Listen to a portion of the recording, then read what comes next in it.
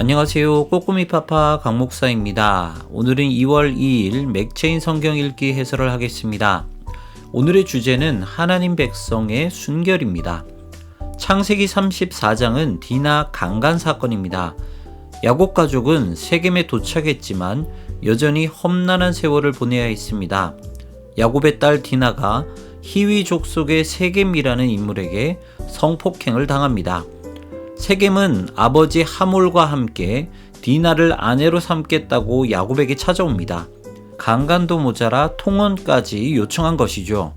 이에 야곱은 디나와 결혼을 하기 위해서는 반드시 할례를 해야 한다고 말합니다. 그리고 세겜의 모든 남자들은 할례를 행하게 됩니다. 이것을 기회로 디나의 오라비인 시므온과 레위는 히위 족속의 모든 남자를 죽이고 그들의 재산을 약탈합니다. 이에 야곱은 오히려 아들들에게 화를 냅니다. 하지만 이것은 하나님의 약속이 아닌 그저 자신의 안위를 생각해서 화를 낸 것입니다. 욥기 1장은 하나님과 욥의 이야기입니다.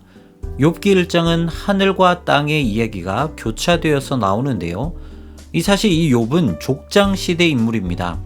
그는 성경에 의하면 온전하고 정직하고 하나님을 경외하며 악에서 떠난 자라고 기록하고 있습니다. 천상회의에 참석한 사탄은 욥의 경건에 이의를 제기합니다. 그가 하나님을 섬기는 것은 하나님이 찬양받으시기에 합당한 것이 아니라 욥에게 복을 주셨기 때문이라는 것이죠. 이에 하나님은 사탄에게 생명을 제외한 모든 것을 빼앗아도 된다고 허락하십니다. 그리고 욥은 하루아침에 자녀와 재산 모두를 잃어버리게 되죠. 하지만 욥은 자신이 잃어버린 것과 상관없이 여전히 하나님께 경배하였습니다. 마가복음 5장은 자유함을 얻는 방법입니다. 욥기 1장처럼 귀신도 예수님의 허락을 받고 움직이는 모습을 볼 수 있습니다.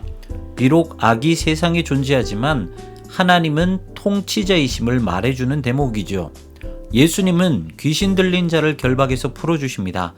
이어서 12년 동안 혈루병에 사로잡혔던 여인을 고치시고 야이로의 딸을 죽음에서 건져내십니다. 예수님은 악이 고통을 생산해내는 죄된 세상의 유일한 구원자 되십니다. 오직 주님만이 구원자의 능력과 성품과 의지를 가지신 분이십니다. 그렇기 때문에 예수님을 믿는 길만이 우리가 은혜를 얻는 유일한 방법이 되는 것입니다. 로마서 5장은 하나님 백성이 사는 방식입니다. 바울은 하나님의 은혜를 입은 백성이 사는 방식에 대해서 말을 하고 있죠. 그들은 세상의 위로나 성공이 아니라 오직 하나님의 영광을 즐거워하는 자들입니다. 그래서 그들은 어떤 환난에도 인내와 연단을 통해 소망을 품을 수 있는 것입니다. 여기서 말하는 소망은 헛된 소망이 아닙니다. 왜냐하면 이 소망은 십자가 위에서 이루어진 소망이고 십자가는 하나님의 사랑이 확증된 곳이기 때문입니다. 이렇게 십자가를 통한 소망을 가진 자들은 야곱처럼 두려움에 사로잡히기보다 욥과 같이 모든 것을 잃고도 하나님을 바라보며 살아갈 수 있게 됩니다. 하나님의 은혜는 늘 우리에게 임하고 있습니다. 이런 은혜 안에서 우리는 어떤 모습으로 살고 있을까요? 여전히 자신의 안위만 생각하는 야곱의 모습인가요? 아니면 모든 것을 잃어도 주님께 소망을 두고 살아가는 욥의 모습인가요? 오늘은 내가 처한 어려운 상황보다 주님의 은혜를 먼저 생각하면서 감사드리는 그런 하루 사시기를 바랍니다. 지금까지 꼬꼬미파파 강목사였습니다. 내일 다시 만나요.